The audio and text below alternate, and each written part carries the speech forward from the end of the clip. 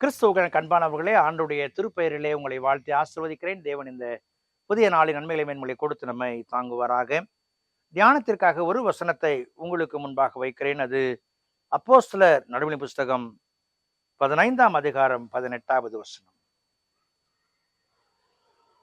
உலக தோற்றம் முதல் தேவனுக்கு தம்முடைய கிரியைகள் எல்லாம் தெரிந்திருக்கிறது. எளிமையான காரியம். படைப்பாளருக்கு படைப்புகளை பற்றியெல்லாம் தெரிந்திருக்கிறது. இறைவன் உலகத்தை படைத்தார், உலகத்தை அவருக்கு தெரியும். ஜீவராசிகளை படைத்தார், ஜீவராசிகளை அவருக்கு தெரியும். மனுஷனை படைத்தார், மனுஷனை குறித்து அவருக்கு தெரியும். ஒருவேளை 6வது அதிகாரத்துல ஆதியாகமத்தின் புஸ்தகத்துல நல்லது என்று கண்டவர் மனிதனை படைத்ததற்காய் மனஸ்தாபப்பட்டார் என்கிற வார்த்தை வருகிறது என்று சொன்னாலும், இந்த உலக தோற்றத்திற்கு இது அவசியம். இட்ஸ் எலிமெண்ட்ரி, துவக்க நிலை. இந்த துவக்க நிலையின் சரியான கட்டங்கள் சரியான தடமிட்டு விட்டால் அது தெளிவாகிவிடும். ஸ்கூல்ல படிக்க போறப்போ எலிமெண்ட்ரி ஸ்கூல் லெவல்ல நான் தமிழ் மீடியத்தில் படித்தேன். அப்போ போனால் ஆனா எழுத கற்றுக் கொடுப்பாங்க.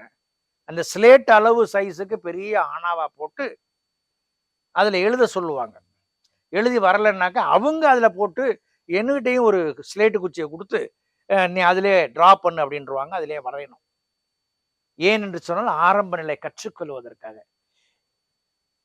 என்னை தேற்றி விடுவேன்கிற நம்பிக்கையோடு என்னுடைய ஆசிரியர் எனக்கு பயிற்றுவித்தார்கள்.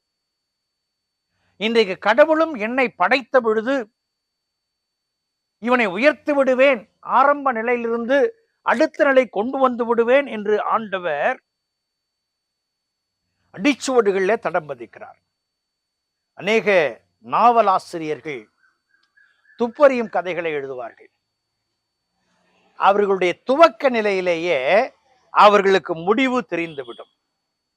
அவருடைய துவக்க நிலையிலேயே எதை எழுதப் போகிறார்கள், எப்படி கொண்டு வரப்போகிறார்கள், அந்த கதையை எப்படி முடித்து விடுவார் என்பதும் தெரியும்.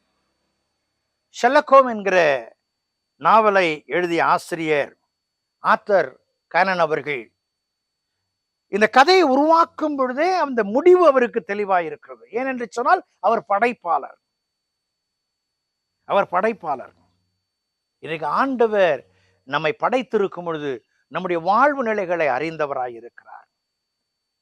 என் வாழ்வு நிலைகளை அறிந்த ஆண்டவரிடத்தில் என்னை கொடுத்து, ஆண்டவரே என்னை குறித்து உம்முடைய திட்டங்கள் என்னிலே நிறைவேறத்தக்கதாக நீர் என்னை பயன்படுத்தும் என்று கொடுக்கும் பொழுது அவர் புடமிட்டு செவ்வையாக்குவார். என்னுடைய ஆரம்ப நிலையை அற்பமாய் அல்ல ஆசீர்வாதமாய் மாற்றுவார். இறைவன் அந்த நிலை கொண்டு வர அவருடைய கரங்களை நம்மை கொடுப்போம். கடவுளை நடத்துவார். ஜெபம் செய்வோம். பரிசுத்தமும் கிருபையும் நிறைந்த நாள் ஆண்டவரே, இந்த நாளுக்காய் இந்த வேளைக்காய் நன்றியோடு துதிக்கிறோம், ஸ்தோத்திரிக்கிறோம். எங்களை குறித்து உம்முடைய திட்டங்களை வழிகாட்டி எங்களை உம்முடைய நாமத்தின் மகிமைக்காய் பயன்படுத்தி நீர் மகிமைப்படுவீராக. இயேசுவின் ஜெபிக்கிறோம், ஜெபக்குள்ள பிதாவே, ஆமென்.